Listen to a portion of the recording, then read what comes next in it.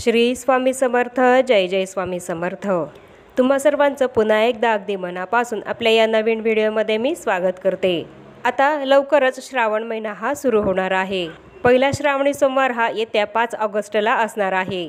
श्रावण महिना हा भगवान शिवांच्या आराधनेसाठी अत्यंत पवित्र पावन असा महिना आहे आणि त्याचप्रमाणे हा महिना भगवान शिवांना अत्यंत प्रियसुद्धा आहे. या महिन्यामध्ये भगवान शिवांची कृपा आपल्यावर व्हावी याकरता आपण सर्वजण आपापल्या परीने भगवान शिवांची पूजा आराधना करत असतो. या महिन्यामध्ये भगवान भोलेनाथांना प्रसन्न करण्यासाठी अनेक व्रतवैकल्ये उपवास आपण करत असतो. भोलेनाथ हे आपल्या भक्तांवर खूप लवकर प्रसन्न होत असतात आणि त्यांना इच्छित वरदान सुद्धा देत असतात. श्रावण महिन्यामध्ये भगवान शिवांची जितकी जास्त उपासना आपण करू तितके जास्त चांगले फळ हे आपल्याला प्राप्त होत असते.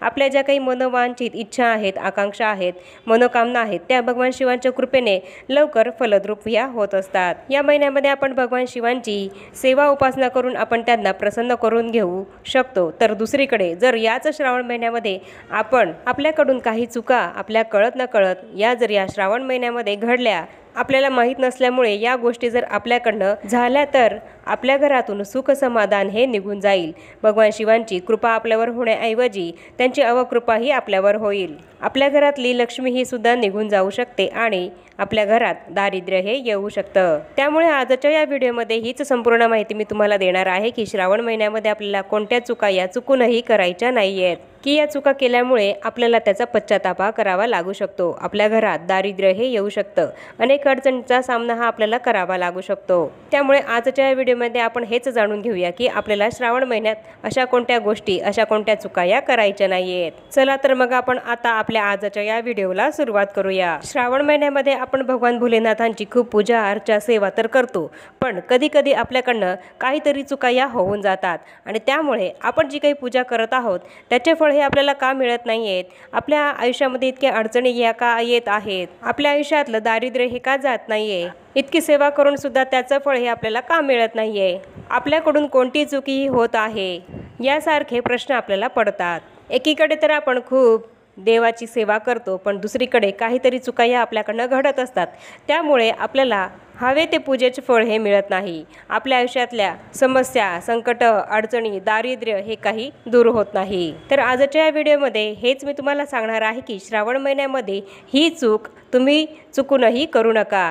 तर यामध्ये अत्यंत महत्त्वाची गोष्ट आहे ती म्हणजे या श्रावण महिन्यामध्ये तुम्हाला तुमच्याकडे जर एखाद्या व्यक्तीने कितीही यापैकी एखादी वस्तू ही उधार म्हणून मागितली तर ती वस्तू तुम्हाला चुकूनही त्या व्यक्तीला या संपूर्ण श्रावण महिन्यामध्ये उधार म्हणून द्यायची नाहीये. आणि जर समजा तुम्ही यापैकी एकही वस्तू जर एखाद्या व्यक्तीला उधार म्हणून दिली तर तुमच्या आयुष्यामध्ये दारिद्र्य, गरिबी ही येऊ शकते. त्यामुळे या वस्तूंपैकी एकही वस्तू तुम्हाला या श्रावण महिन्यामध्ये कोणत्याही व्यक्तीला उधार म्हणून द्यायची नाहीये. एखादी व्यक्ती ही दुसऱ्या व्यक्तीला उधार यासाठी देते की त्याला चांगल्या फळांची प्राप्ती ही व्हावी, किंवा काही व्यक्ती आपल्या समाजामध्ये आपला मान वाढावा म्हणून सुद्धा उधार हे देत असतात.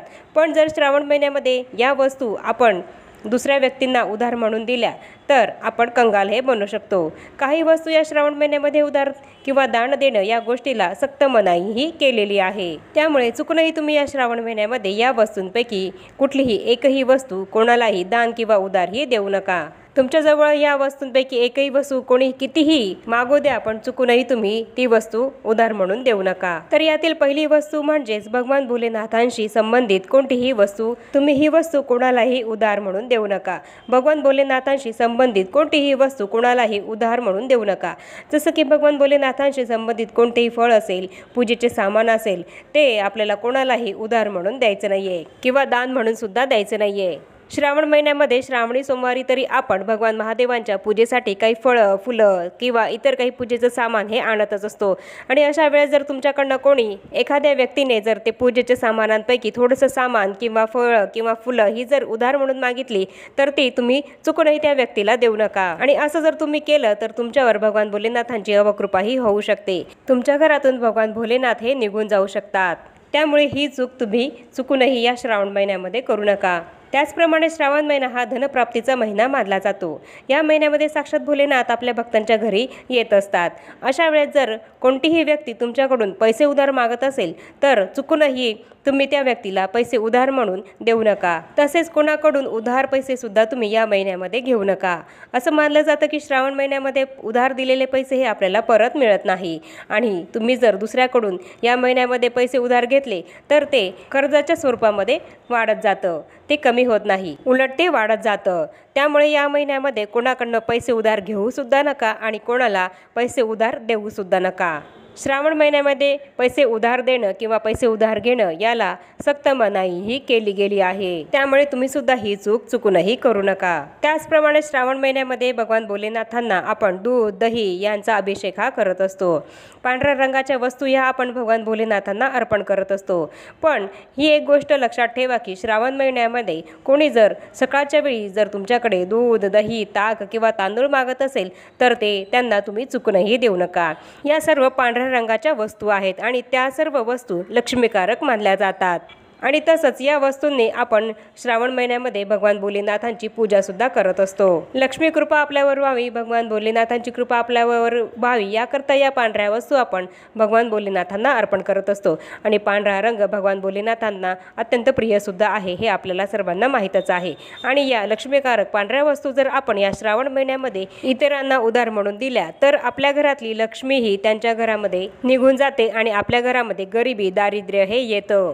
त्यामुळे या श्रावण महिन्यामध्ये तुमच्याकडे कोणीही जरी कितीही मागितलं तरी दूध दही ताक किंवा तांदूळ या वस्तू सकाळच्या वेळी दुसऱ्यांना उधार म्हणून चुकूनही देऊ नका। त्याचप्रमाणे तुम्हाला जर एखाद्या व्यक्तीला भेटवस्तू द्यायची असेल तर तुम्ही वापरत असलेले घड्याळ किंवा नवीन एखादं घड्याळसुद्धा कोणालाही भेट म्हणून या श्रावण महिन्यामध्ये देऊ नका किंवा कोणाकडूनही भेट म्हणून या श्रावण महिन्यामध्ये तुम्ही घड्याळ हे भेट म्हणून घेऊ नका। कारण प्रत्येक व्यक्तीबरोबर त्याची चांगली किंवा वाईट वेळ ही सुद्धा चालू असते आणि असे घड्याळ दिल्याने किंवा घेतल्याने त्या वाईट व्यक्तीची वेळ आपल्याकडे येते किंवा चांगली वेळ त्याच्याकडे निघून जाते। त्यामुळे या श्रावण महिन्यामध्ये कोणालाही घड्याळ दान म्हणून किंवा उधार म्हणून किंवा भेट म्हणून सुद्धा चुकूनही देऊ नका।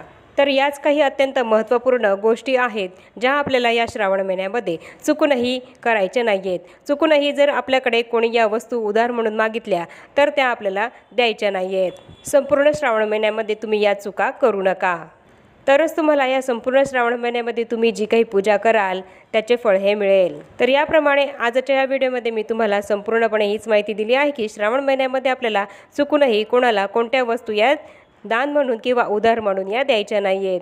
याबद्दलच संपूर्ण माहिती मी तुम्हाला या व्हिडिओमध्ये दिली आहे। कोणती चूक आपल्याला चुकूनही या श्रावण महिन्यामध्ये करायची नाहीये हेच मी तुम्हाला आपल्या आजच्या या व्हिडिओमध्ये सांगितलं आहे। आणि आता या छोट्याशा माहितीसह आपण आपला आजचा हा व्हिडिओ इथेच थांबवूया। चॅनलवर जर तुम्ही पहिल्यांदाच आला असाल तर चॅनलला जरूर सबस्क्राईब करा आणि या व्हिडिओला जास्तीत जास्त लाईक आणि शेअरसुद्धा जरूर करा आणि भेटूया पुन्हा अशाच नवीन एका माहितीपूर्ण आणि महत्त्वपूर्ण व्हिडिओसोबत। तोपर्यंत सर्वांना श्री स्वामी समर्थ।